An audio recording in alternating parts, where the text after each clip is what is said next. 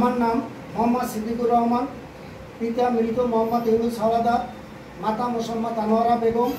আমার গ্রামের ঠিকানা গ্রাম সিংহেরাকাঠি, থানা বাউফল, জেলা পটুয়াখালী। আমি দৈনিক বাংলা 71 পত্রিকার স্টাফ রিপোর্টার, মিরপুর প্রেস ক্লাবের যুগ্ম সাধারণ সম্পাদক এবং আলফালাক রিয়েল এস্টেট লিমিটেডের জেনারেল ম্যানেজার হিসেবে কর্মরত আছি। আমি এই জমিটি চুক্তিবদ্ধ হওয়ার পরে যারা অবৈধ দখলে আছে ইমাম হোসেন নাসিমের লোকজন এবং পূর্বে যে আমমুক্তার গ্রহীতা রেজাউল আমিন রাজু এবং মোস্তাফিজুর রহমান, তারা ভূমিদস্যু হিসেবে আখ্যায়িত। তারা এখন তার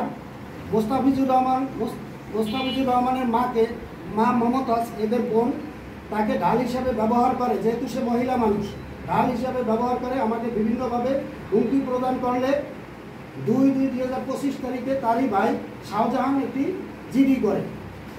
তো এরপরে ইতিমধ্যে রেজাউল আমিন রাজু এবং মোস্তাফিজুর রহমান ও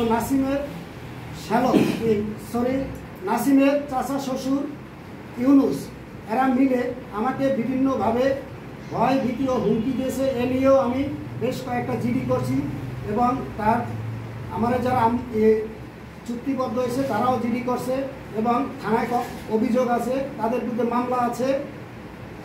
জমির বিবরণ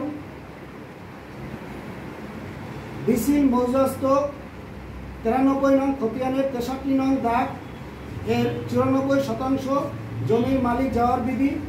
এর থেকে 30% জমির ওয়ারিশ সূত্রে 16.67% সর্বমোট 46.67% উপর স্থিত হোল্ডিং নং 1/1 জি ব্লকের 1 নং সেকশনের চিড়িয়াখানা রোডে মিরপুর, ঢাকা 1216 প্লটের মোট 29 কাঠা জমি। আমার সাথে বিগত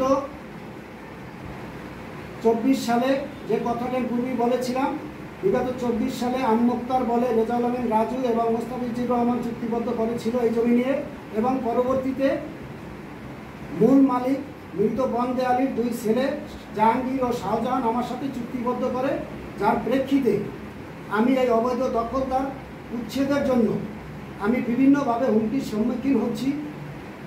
যেমন ফেসবুকে হুমকি দিচ্ছে, ফেসবুকে বিভিন্ন ভাষায় আমার বিরুদ্ধে অভিযোগ তুলছে, যে অভিযোগগুলো সম্পূর্ণ মিথ্যা ও বানোয়ার। আমার বিরুদ্ধে যদি এ ধরনের মানহানিকর অভিযোগ ফেসবুকে বা কোনোভাবে কেউ করে থাকে, তাহলে আমি অবশ্যই আইনের দ্বারস্থ হব। বিষয়টি ইতিমধ্যে আমি মিরপুর জোনের বিভাগের এসি এবং শাহলী থানাকে অবহিত করেছি বেশ কয়েকবার। প্রয়োজনে আমি আজকেও আবার যাব। তাদের পরামর্শ মোতাবেক আমি আবার আইনগত ব্যবস্থা নেওয়ার চেষ্টা করব। ভবিষ্যতের জন্য আশা করি যে আমার নিয়ে বাজে মন্তব্য কেউ করবে না, এর থেকে বিরত থাকবেন, এটাই আমার প্রত্যাশা রেখে আমি আমার বক্তব্য শেষ করছি। আসসালামু আলাইকুম।